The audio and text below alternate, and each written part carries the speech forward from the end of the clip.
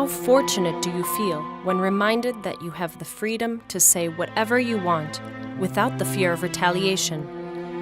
Freedom of speech has taken many Christians' lives in the Islamic Republic of Pakistan. Many have come to light through media's grace, and many have been buried in the most silent graves, also by media. Many families are broken, relationships die, and loved ones are lost in the midst of the consequences of uttering a few words. In a country like Pakistan, where there is zero tolerance for your words, just imagine the cost of doing tangible things that go against Muslim faith. Illiteracy has even taken over the educated part of Pakistan because of the fear of going against Islam. The situation of religious minorities in Pakistan is getting worse and worse. There are indicators showing that Pakistan is suffering from religious extremism more severely than any other country of the world. This is proved by the Pew Research Center report, Global Restrictions on Religion. And the problem is that the international community seems to ignore that fact that many people are suffering very, very severely in Pakistan under the heavy pressure of society and the government under blasphemy law, which is very, very unjust and unfair towards especially religious minorities, and among those especially against Christians.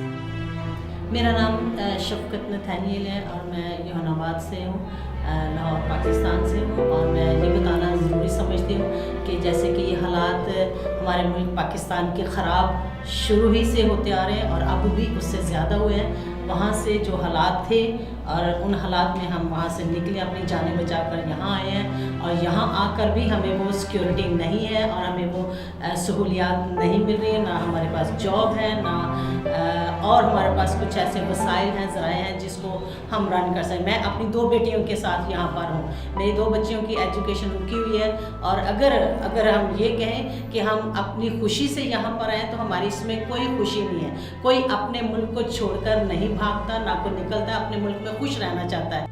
If Christians flee to other countries from Pakistan, often they face the problem that the authorities taking care of refugees, like the United Nations Refugee Organization, UNHCR, they are not properly informed about the bad situation of Christians in Pakistan, and therefore many of those cases are rejected, even though it can be proved that they are facing death threats and really severe danger also for their kids in their home country. और दूसरा ये कि वहाँ से जो पाकिस्तान से कुछ ऐसे लोग हैं जिन्होंने यहाँ आकर ये एक्सप्लेन किया है, बताया है कि जी जितने यहाँ मसीही पाकिस्तानी यहाँ पर आए वो अपनी खुशी से आए हैं, कोई खुशी से नहीं आए, मुश्किलात से और हालात से 2-4 होकर हम यहाँ पर आए हैं, जिसकी वजह से आज हम यहाँ पर भी मुश्किल में हैं। और अगर आप देखें जहानाबाद के हालात मसीहों के साथ जो शुरू से होते आ रहे हैं, कोई इंसाफ नहीं है, कोई सिक्योरिटी नहीं है वहाँ पर मसीहों के लिए। और इतनी प्रॉब्लम्स के बावजूद भी मैं समझती हूँ ये बड़ी बात है कि हम वहाँ से अपनी जानें बचाकर यहाँ निकल कर आए हैं। और दूसरी बात ये है कि अब इन दिनों में लास्ट संडे को जो वाक़या हुआ बम ब्लास्ट का हुआ है, आप उसको देखते हैं, न्यूज़ में सुनते हैं कि क्या हालात हैं, छोटे छोटे बच्चों का, दहशतगर्दों ने क्या, किसी की कोई सिक्योरिटी नहीं है वहाँ पर और कोई हालात नहीं है वहाँ हमारे मुल्क में रहने के। I have witnessed the situation of Pakistani Christians who have fled to Bangkok, and those Christians just have sought survival in Bangkok. They have often lost a whole lot of money by selling their properties to be able to run away from their home country where they previously were professionally quite well established, even though the pressure always was very, very high on them not to really show their faith to the public. But if they received severe threats against their lives or the lives of their children, they had to run away. And I have interviewed round about 20 families in Bangkok, and 18 out of the 20 were subjected to blasphemy allegations, which were, of course, wrong. इसलिए बराए मेहरबानी से हमारा कुछ ख्याल किया जाए हमारे मुस्तकबिल के लिए, हमारे बच्चों के मुस्तकबिल के लिए, ताकि उनका बेहतरीन मुस्तकबिल बन सके और उनके लिए ये डर और खौफ निकाला जाए, उनके लिए उनके जहनों से, उनकी सोचों से उनका डर और खौफ निकाला जाए कि हम कैद हैं। यहाँ पर आकर हमें ऐसा लगता है जैसे हम कैद हैं इस मुल्क में, इन लोगों में हम कैद हैं। हम यहाँ, ये हमारा मुल्क नहीं, ना हम यहाँ रहना चाहते हैं। हम तो आगे की सोचते हैं कि हम आगे निकले, हमें निकालें यहाँ से, कुछ ना कुछ करके हमारे लिए निकालें। ये आपकी मेहरबानी होगी। हम आपके आगे दरख्वास्त करते हैं, आपके आगे रिक्वेस्ट करते हैं कि बराए मेहरबानी, हम जो यहाँ पर साइलम सीकर्स हैं, हम बहुत मुश्किलात में हैं। But all of the families that I have interviewed went through really hard times in their home country, and when they went to Bangkok, they registered at UNHCR. But the problem is that UNHCR is not able to fulfill their task to support those refugees if they are in a difficult health situation, for example. They are given an interview date 4-5 years from the time of arrival, which means for them that after a very short period they have to stay as illegals in the country because their visa often is only for 1 month valid.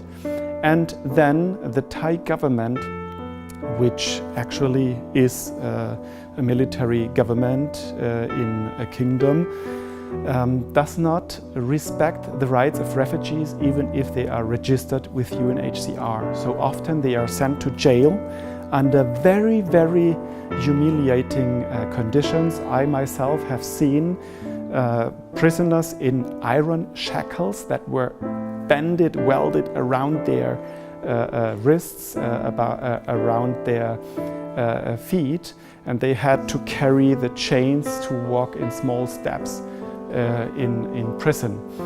And also women were held in very, very stuffed cells together with regular criminals, and all this just because the Thai government has not signed the Geneva Convention for Refugees of 1951.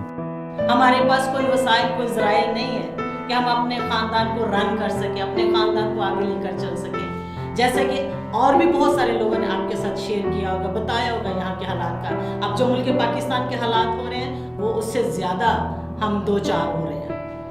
हम यहाँ बैठे 2-4 हो रहे हैं। हालात सुन कर हम परेशान हो रहे हैं कि क्या हमारे मुल्क में हो रहा है। लेकिन मैं समझती हूँ कि हमारे लिए फ़िक्र की जाए। अगर आप हमारी फ़िक्र करेंगे, खुदा आपको बड़ी बरकत देगा, खुदा आपके साथ होगा और आपकी भी मदद करेगा और आपके वसीले से हमारी मदद होगी। खुदावंद आपके साथ और आपको बड़ी बरकत दे। हमारा ख्याल कीजिए। हम यहाँ नहीं मरना चाहते, ना हम वहाँ मरना चाहते थे, ना हम यहाँ मरना चाहते। इन हालात में, मुश्किलात में हमें इत्मीनान दिया जाए, हमारी तसल्ली के लिए हमारी रहनुमाई की जाए, हमारी मदद की जाए और हमारे साथ हमारा साथ दीजिए। They cannot send their children to school. They do not have a work permit, so after very little time, usually their savings are used up, and the families do not know what to live on. If they have health problems in the family, it's very, very hard for them to afford a doctor, and UNHCR only supports financially if a family member has to be in a hospital for a longer time, but not if someone has cancer, for example. Then UNHCR says you don't have to stay in hospital permanently, so we cannot support you financially to buy pills for treatment or whatsoever. And I was very shocked when I saw this situation that the international community, which has created UNHCR to support refugees, completely fails to support those who have arrived in a metropolis like Bangkok. You would assume that there are institutions in place, that there are regulations in place that effectively allow to handle the problem of refugees living under such difficult conditions.